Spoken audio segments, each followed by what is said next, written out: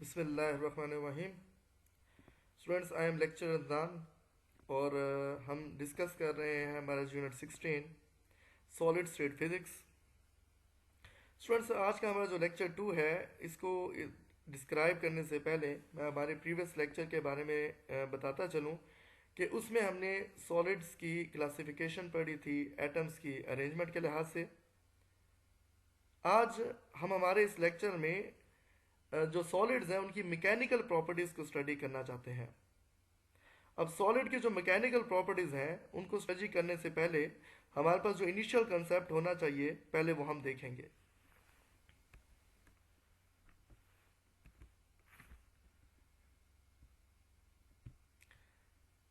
देखिए, इनिशियली हमारे पास जिस चीज़ का कंसेप्ट होना चाहिए to describe the mechanical properties of solids, उसमें स्ट्रेस और स्ट्रेन बहुत बेसिक कंसेप्ट है जो हमें चाहिए।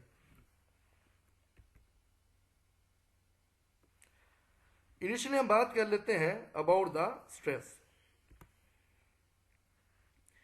Stress is force per unit area acting on a body. हम किसी भी मटेरियल के यूनिट एरिया पे जो फोर्स लगाएंगे उस फोर्स पर यूनिट एरिया को हम स्ट्रेस कहते हैं। स्ट्रेस को हम डिनोट करते हैं एक ग्रीक लेटर से। It is denoted by Greek letter sigma. ये जो सिंबल सिग्मा है ये इससे पहले हमारे पास यूज हो चुका। चैप्टर नंबर 11 में जब हमने सरफेस चार्ज डेंसिटी को पढ़ा था उस टाइम हमने इसी लेटर का इस्तेमाल किया था to describe the surface charge density. In this case sigma is used to represent the stress.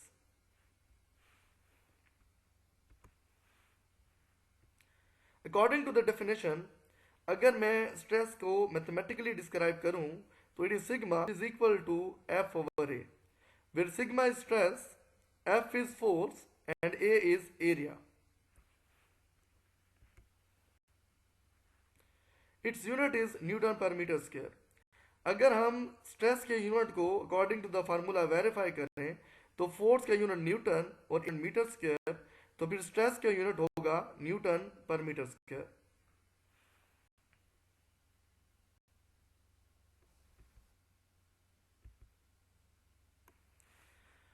Students, हम बात कर लेते हैं about the types of stress.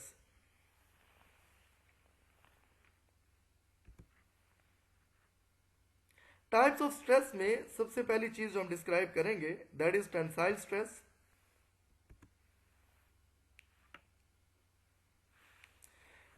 Tensile stress is defined as when the stress changes the length of the body.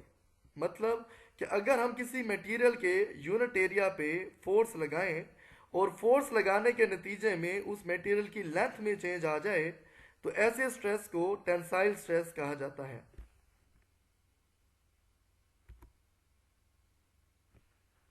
Next हम बात करते हैं about the volumetric stress.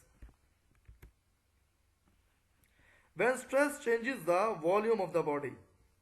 इसको भी अगर मैं एक्सप्लेन करूं तो अगर हम किसी मटेरियल के यूनिट एरिया पे फोर्स लगाएं और फोर्स लगाने के नतीजे में उस मटेरियल के वॉल्यूम में चेंज आ जाए तो हम कहेंगे ये जो स्ट्रेस है जो वॉल्यूम को चेंज कर रहा है it is called volumetric stress.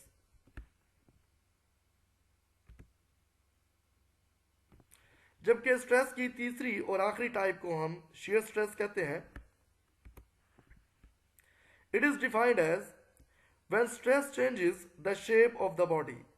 Material के यूनिट एरिया पे फोर्स लगे और उससे उसकी शेप में चेंज आ जाए तो इस स्ट्रेस को हम शियर स्ट्रेस का नाम देते हैं। अब स्टूडेंट, हमारी इस डिस्कशन में आपको थोड़ा सा मैकेनिकल प्रॉपर्टीज ऑफ सॉलिड्स को लेकर अंदाज़ा हो चला होगा कि what are the mechanical properties. कि हम मटेरियल पे फोर्स लगाएंगे और फोर्स लगाने के नतीजे में उस मटेरियल की लेंथ, वॉल्यूम या शेप के अंदर चेंज आएंगे। जैसा कि अगर मैं एक रबर बाल की एग्जांपल लूं तो आप एक रबर बाल को जब स्क्वीज करते हो तो आफ्टर स्क्वीजिंग इट उसकी लेंथ, वॉल्यूम, शेप ये तीनों की तीनों चीज़ें आपको चेंज होते हुए दिखाई देती हैं। वो जो फोर्स, वो जो स्ट्रेस इनको चेंज कर रहा होता है या इन चेंजेस को प्रोड्यूस कर रहा होता है उस फोर्स पर यूनिट एरिया को हम स्ट्रेस कहेंगे। और उसकी टाइप्स लेंथ को चेंज करने के लिए टेंसाइल, वॉल्यूम को चेंज करने के लिए वॉल्यूमेट्रिक और शेप को चेंज करने के लिए shear स्ट्रेस है। स्ट्रेस को डिस्क्राइब कर लेने के बाद the other quantity which we have to know is strain. Strain is amount of change produce under the action of stress. देखिए, हम जब हमारे किसी मटेरियल पे फोर्स लगाते हैं तो उस फोर्स लगाने के नतीजे में मटेरियल के अंदर जो चेंज प्रोड्यूस होता है उस चेंज को हम स्ट्रेन कहते हैं। स्ट्रेन को हम डिनोट करते हैं ग्रीक लेटर एप्सिलॉन से।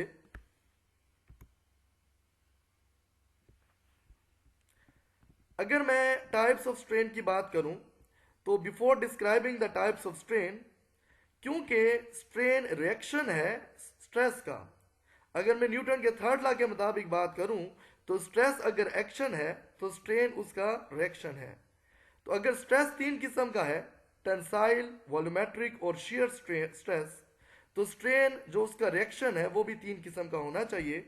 जैसा कि सबसे पहले tensile strain, the ratio of change in length to the original length. ये जो मैंने डेफिनेशन लिखी है ये टेंसाइल स्ट्रेन को मालूम करने के लिहाज से है, उसकी फार्मूलेटेड डेफिनेशन है। लेकिन अगर मैं इसको जनरली डिस्क्राइब करूं तो जनरली हम ये बात कर सकते हैं कि वो चेंज जो लेंथ में आएगा under the action of stress. Stress लगने के नतीजे में अगर मटेरियल की लेंथ में चेंज आ जाए तो उस चेंज इन लेंथ को टेंसाइल स्ट्रेन कहते हैं।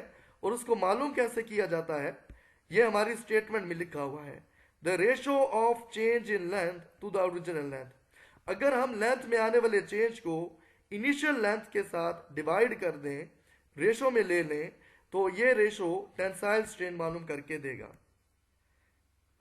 जैसा कि हमारी इस इक्वेशन में मौजूद है कि strain is equal to del L over L, where del L is change in length and L is the initial length.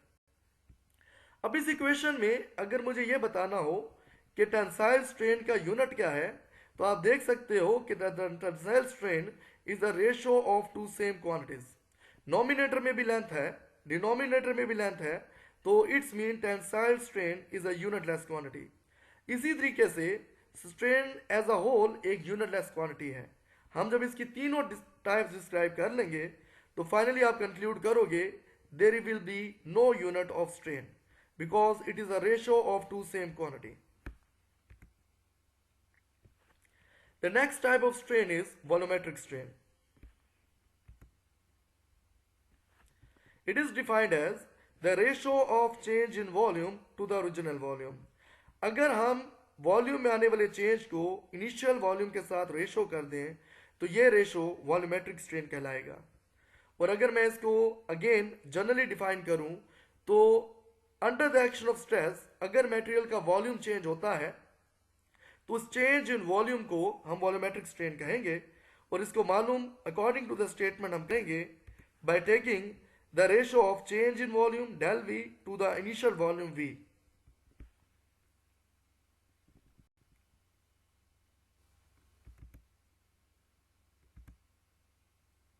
Lastly strain की जो थर्ड और लास्ट टाइप है, it is shear strain. It is angular change in material under the action of stress. Student shear strain को initially हम ये बात करेंगे कि अगर हम मटेरियल पे स्ट्रेस लगाएं और स्ट्रेस लगाने के नतीजे में इसमें एक एंगुलर चेंज आ जाए। स्टूडेंट अभी मैं वेरीफाई करके दूंगा कि एंगुलर चेंज को हम चेंज इन शेप कहते हैं। मतलब अगर किसी भी मटेरियल के एंगल में चेंज आता है तो उससे मुराद लिया जाता है कि इसकी शेप में चेंज आ रहा है। तो actually it is a change in shape under the action of stress. जैसे कि मैं हमारी स्टेटमेंट को यहां पर वाजे करता हूं अकॉर्डिंग टू द डायग्राम। अब इस डायग्राम में देख सकते हो कि हमारे पास एक कंटिन्यूस लाइन से इनिशियल स्ट्रक्चर नजर आ रहा है, that is A B C D. ये जो ए बी सी डी है, this is a cubical structure of a solid before exerting the stress. लेकिन अगर मैं इसके ऊपर स्ट्रेस लगाऊं किस तरीके से, आप देख सकते हो कि हम हमारे इस मटेरियल के ऊपर फोर्स लगा रहे हैं। एक्चुअली दो फोर्सेस लगा रहे हैं, both are equal in magnitude but opposite in direction. Upward देखो तो पहली फोर्स जो लग रही है वो राइट साइड पे, डाउनवर्ड देखो तो दूसरी फोर्स जो लगाई जा रही है that is on left side. तो देर आर टू फोर्सेस जो इस सॉलिड मटेरियल पे लगेगी, equal in magnitude, opposite direction. इसकी वजह से हमारे इस मटेरियल में एक एंगुलर चेंज आएगा। आप कहोगे ये कैसे आ रहा है? आप देखें कि जो इनिशियल लाइन ए बी है, उस लाइन के अंदर जो एंगुलर चेंज आ रहा है, now it becomes A B prime. ये जो डॉटेड स्ट्रक्चर है, ये स्ट्रक्चर में मिलेगा after exerting the forces. Stress लगाने के बाद हमारा मटेरियल इस शेप में आ जाएगा, इस डॉटेड लाइन शेप में आ जाएगा।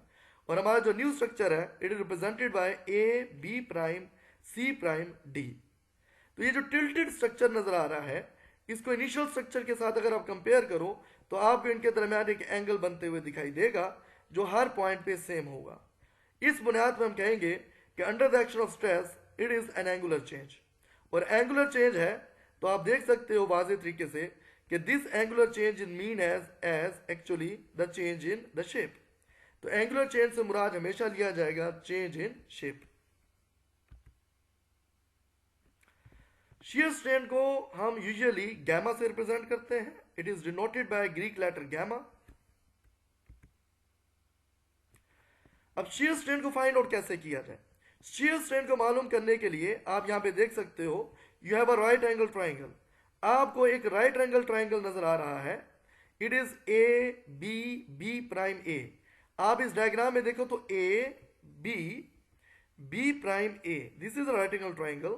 हम इस राइट एंगल ट्राइंगल में अगर हर साइड की डायमेंशन ए कंसीडर कर लें कि ऑल द साइड, जैसे ए बी की dimension A, B C dimension A, C D को भी ए कंसीडर कर लें, तो ए इज द डायमेंशन। तो मैं हमने हमारे इस राइट एंगल ट्राइंगल में अगर shear strain मालूम करना चाहता हूं, मैं राइट एंगल ट्राइंगल का टेंजेंट थीटा मालूम कर लूंगा। तो just you have to measure the tangent theta of this right angle triangle A B B prime A. अगर टेंजेंट थीटा को लें तो it is perpendicular over base. Perpendicular के तौर पे बी बी प्राइम एक्ट कर रहा है और बेस के तौर पे ए बी। अब ये जो ए बी है, इस डायमेंशन को मैंने ए लिया हुआ है और बी बी प्राइम मुझे बताता है कि after stress what is the change in dimension. आप देख सकते हो कि इनिशियल लाइन ए बी थी और स्ट्रेस के बाद it becomes A B prime. तो यहां से यहां तक जो डायमेंशन में चेंज है उसे हम कह रहे हैं डेल ए। यानी कि del A is acting as a perpendicular and A is acting as a small A is acting as a base. तो टेंजेंट थीटा मालूम करें तो perpendicular over base which is equal to del A over A. यहां पे हम छोटी सी property का जिक्र करना चाहते हैं कि अगर हमारे पास ये जो एंगुलर चेंज आ रहा है ये एंगल स्मॉल हो तो एक मैथमेटिकल प्रॉपर्टी है कि स्मॉल वैल्यू ऑफ एंगल पे जो टेंजेंट थीटा होता है it is approximately equal to that value of angle theta. मतलब अगर एंगल की वैल्यू स्मॉल होगी तो जो एंगल की वैल्यू होगी अप्रोक्सीमेटली उस एंगल पे उसकी टेंजेंट वैल्यू भी वही मिलेगी। ये एक मैथमेटिकल प्रॉपर्टी है। इसको अगर मैं यूज करूं हमारे स्ट्रेन shear strain के फार्मूला में तो स्मॉल वैल्यू ऑफ एंगल पे गैमा टेंजेंट थीटा के इक्वल नहीं होगा, it is only equal to theta. मतलब कहने का कि for small value of angle जो एंगुलर चेंज या एंगल नजर आ रहा होगा इनिशियल और new position of the material के अंदर, उस एंगल को ही shear strain का नाम दे दिया जाएगा। तो स्टूडेंट यहां पे स्ट्रेन और स्ट्रेस को डिस्क्राइब कर लेने के बाद now we have to describe the next quantity and that quantity is called elastic moduli। इसको elastic moduli, elastic modulus या elastic constant भी कहते हैं। elastic modulus को डिफाइन करने के लिए we have to use the Hooke's law। Hooke's law में ये कहता है the ratio of stress to strain is equal to a constant। अगर हम किसी भी मटेरियल के स्ट्रेस और स्ट्रेन की रेशो लें तो ये जो रेशो होगी that is equal to constant। This constant is called elastic constant और modulus of elasticity E। ये जो constant होता है जो स्ट्रेस और स्ट्रेन की रेशो होगा, इस constant को हम नाम देंगे elastic constant का या modulus of elasticity का, और हम इसको रिप्रेजेंट करते हैं कैपिटल E से। According to the definition, stress divided by strain is equal to E। ये elastic modulus का फार्मूला है जिसमें स्ट्रेस को स्ट्रेन से डिवाइड किया गया तो हमें कांस्टेंट फैक्टर E मिल रहा है, दैट इज इलास्टिक कांस्टेंट और मॉडुलस ऑफ इलास्टिसिटी।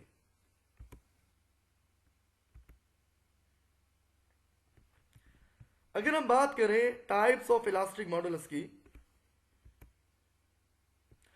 तो क्योंकि स्टूडेंट हमने अभी थोड़ी देर पहले डिस्कशन किया है कि elastic modulus is the ratio of stress to strain, तो स्ट्रेस भी तीन किस्म का है, स्ट्रेन भी तीन किस्म का है, तो उनकी रेशो से मिलने वाले कांस्टेंट वो भी तीन किस्म के होंगे।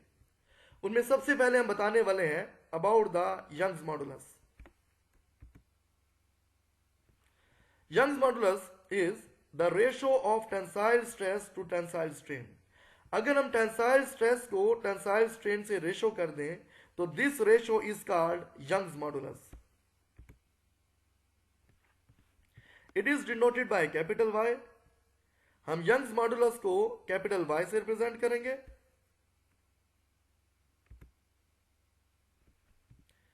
And according to the definition, Young's modulus Y is equal to tensile stress divided by tensile strain. जहां तक स्ट्रेस की बात है तो all the stresses are described by using the same formula, that is force by unit area.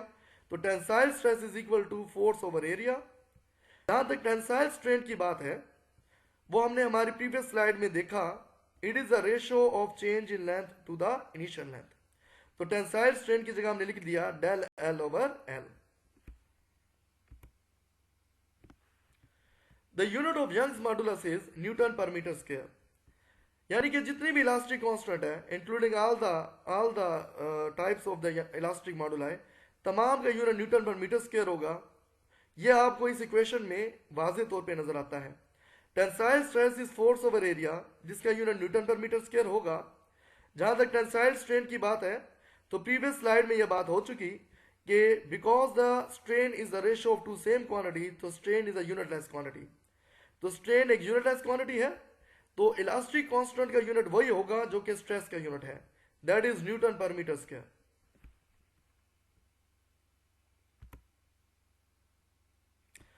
The next type of elastic constant is bulk modulus. Ratio of volumetric stress to volumetric strain. अगर हम volumetric stress को volumetric strain से ratio कर दें तो that is called bulk modulus. It is denoted capital के। And according to the definition, its formula is volumetric stress divided by volumetric strain. तो इसको हम वैल्यूज के लिहाज से देखें तो volumetric stress is force over area, volumetric strain is change in volume divided by the initial.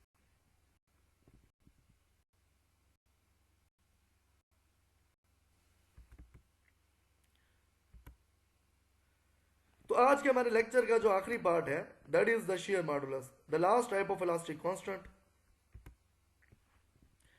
It is the ratio of shear stress to the shear strain. अगर हम शियर स्ट्रेस और शियर स्ट्रेन की ratio ले लें तो that ratio is shear modulus. It is denoted by capital G and its formula is shear stress divided by shear strain, and according to the given equations shear stress is F over A and shear strain is represented by gamma।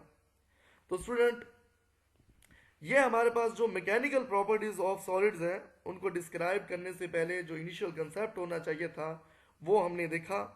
इसमें initially हमने stress को describe किया, secondly हमने strain के बारे में बात की, और थर्डली हमने स्ट्रेस और स्ट्रेन की रेशो जिसे इलास्टिक कांस्टेंट कहते हैं उसको और इसकी टाइप को देखा। Now we are able to describe the mechanical properties of solids, जिसको हम हमारे नेक्स्ट लेक्चर में डिस्क्राइब करेंगे। Thank you very much.